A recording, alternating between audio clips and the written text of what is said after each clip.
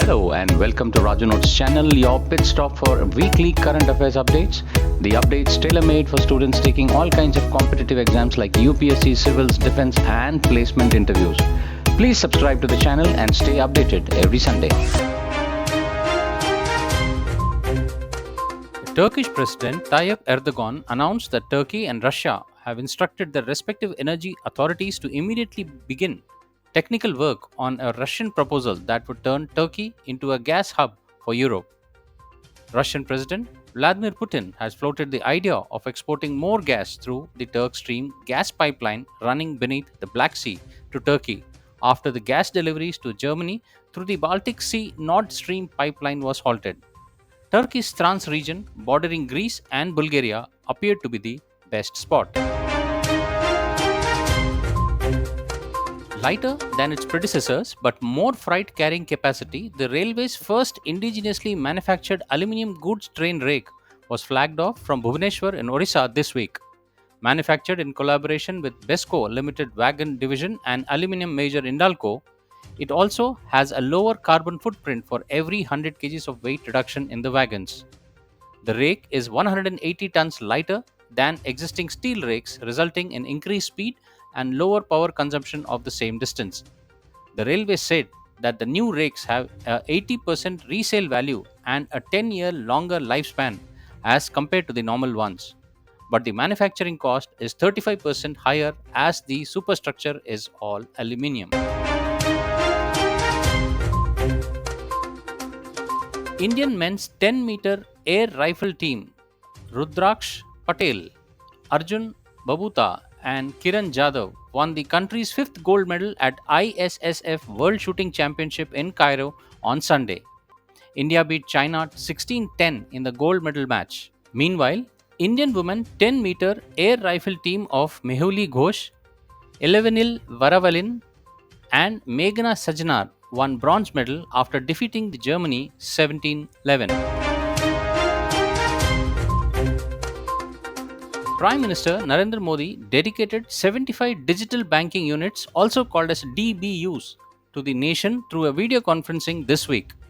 The DBUs have been set up with the objective to ensure that the benefits of digital banking reach every nook and corner of the country. It will provide a variety of digital banking facilities to people.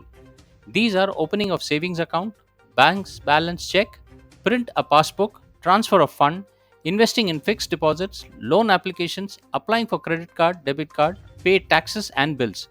Speaking on the occasion, the Prime Minister said, digital banking units will empower digital services and provide a robust digital banking infrastructure for the country. He said this will improve banking and financial management, promote transparency and also promote financial inclusion.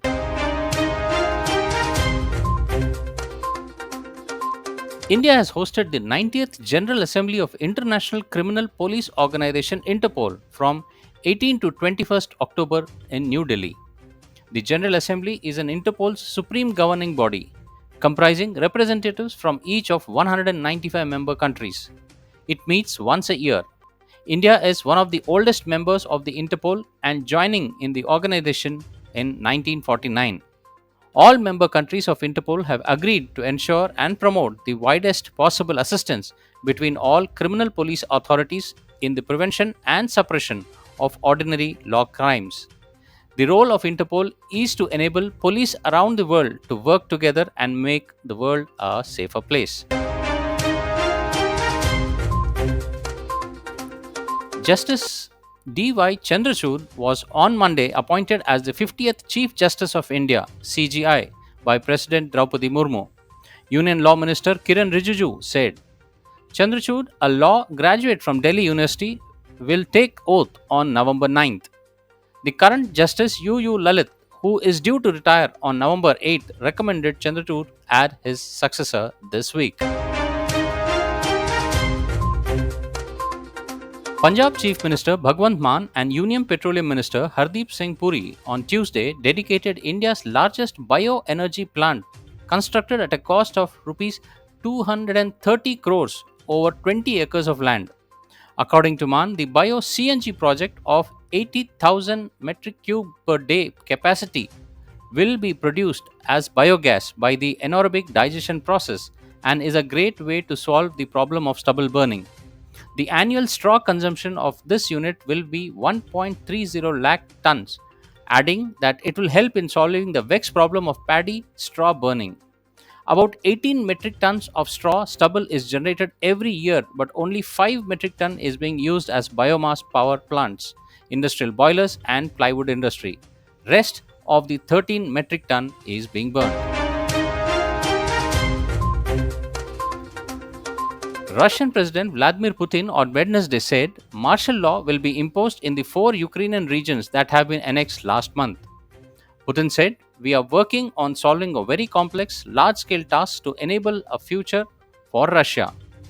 Russia formally annexed Ukraine's Donetsk, Kherson, and Zaporizhia regions through referendum, which the West dismissed as a sham. Meanwhile, India advised its citizens to avoid traveling to Ukraine, citing deteriorating security situation in the country. Indian citizens, including students, were advised to leave Ukraine at the earliest by available means. In a recent announcement, the Ministry of Road Transport and Highway Secretary Mr. Giridhar has been appointed as the next Defence Secretary of India. He will take over as Defence Secretary from Mr. Ajay Kumar upon his superannuation on October 31st, 2022. Further, Sanjay Malhotra will assume the post of Officer on Special Duty in the Finance Ministry Department of Revenue. Registrar General of India and the Consensus Commissioner in Ministry of Home Affairs, Mr. Vivek Joshi, will replace Malhotra as the Financial Secretary Service.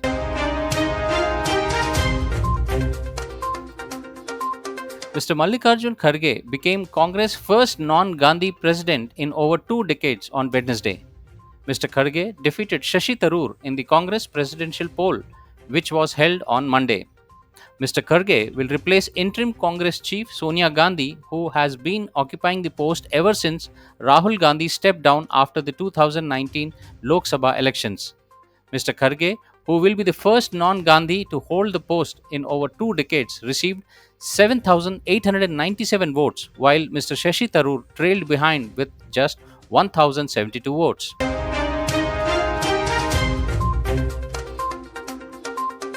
The trial run for the operationalization of the agreement to use the Chettogram and the Mongla port for the transit of goods between India and Bangladesh began this week.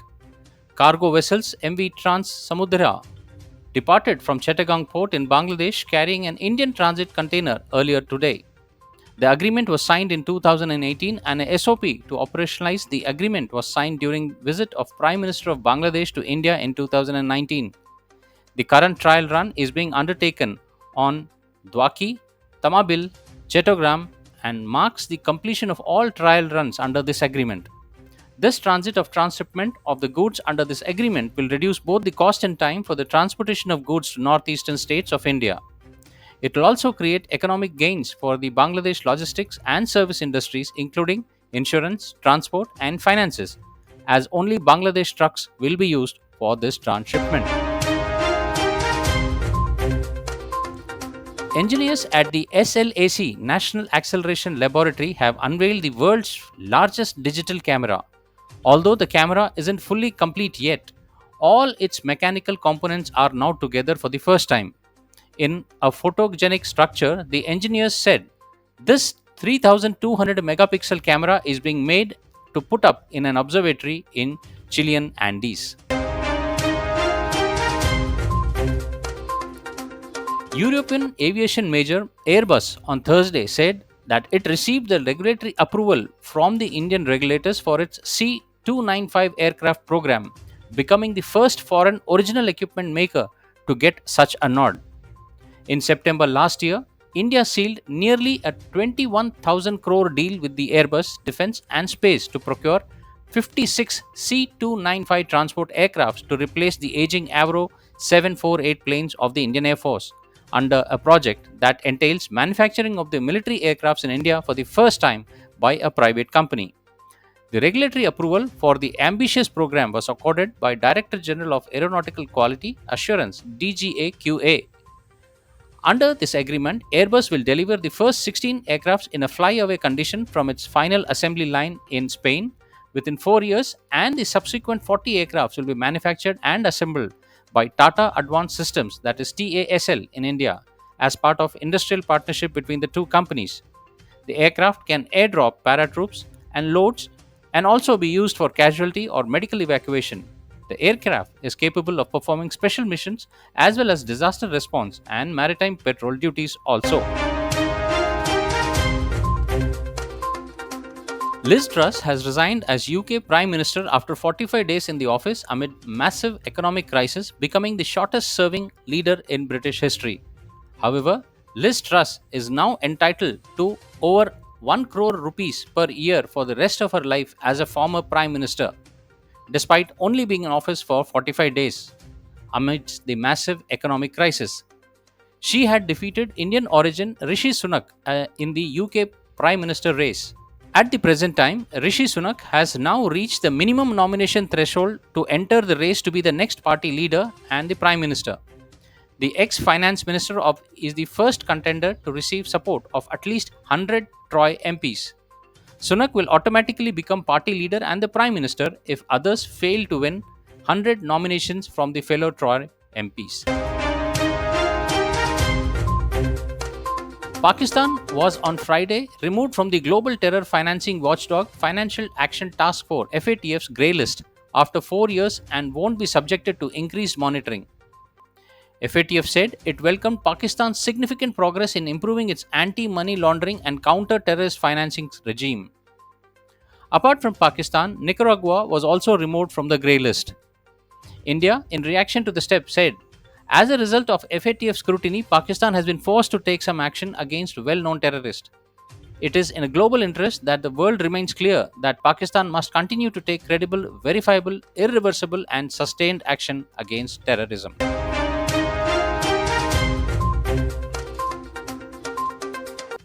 Late Hollywood actress Anna May Wong is set to become the first Asian American to feature on US currency. A $250 coin featuring Wong's face will begin circulating from October 24th, as per US Mint report. Wong left a lasting legacy for Asian American women with her accomplished career in motion pictures, television, and theatre. While at the same time, the Royal Mint, which makes all the coins in the United Kingdom, has released Harry Potter themed 50 pen coin to celebrate 25th anniversary of publication of Harry Potter and the Philosopher's Stones by J.K. Rowling in 1997.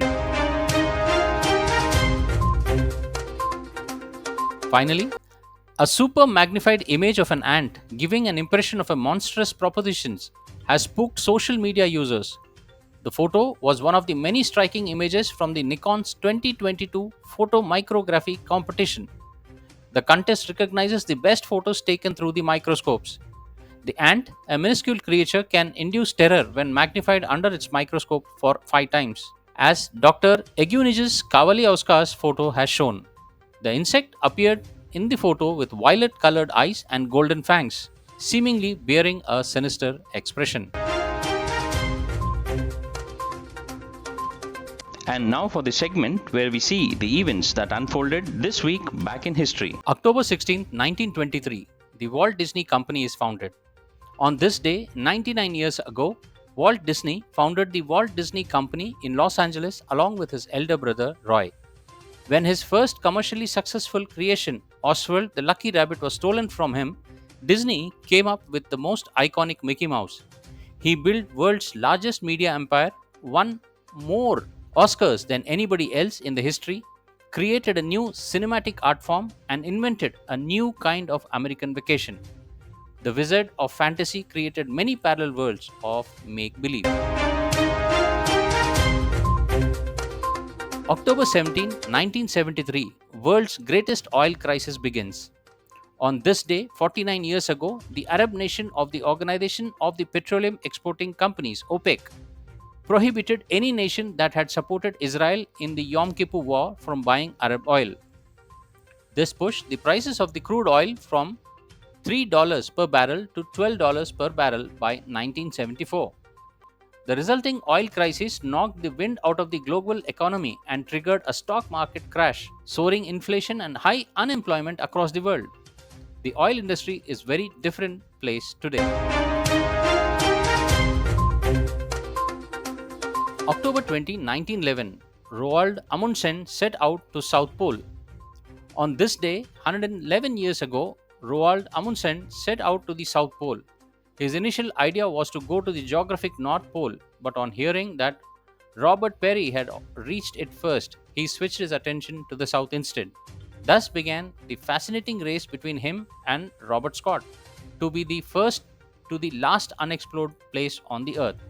It was a battle between cold Scandinavian efficiency and classic British courage. October 21st, 1854, Florence Nightingale leaves for Crimea. On this day, 168 years ago, Florence Nightingale, with a staff of 38 nurses, was sent to Crimea war for treating wounded soldiers. Her team improved the unsanitary conditions at the British base hospital, greatly reducing the death count. Affectionately called the Lady with the Lamp, Nightingale's vision completely changed society's approach to nursing. Her lasting legacy is that of founding the modern nursing profession with compassionate patient care and efficient hospital planning. Nightingale pioneered new hygienic practices such as regular hand wash.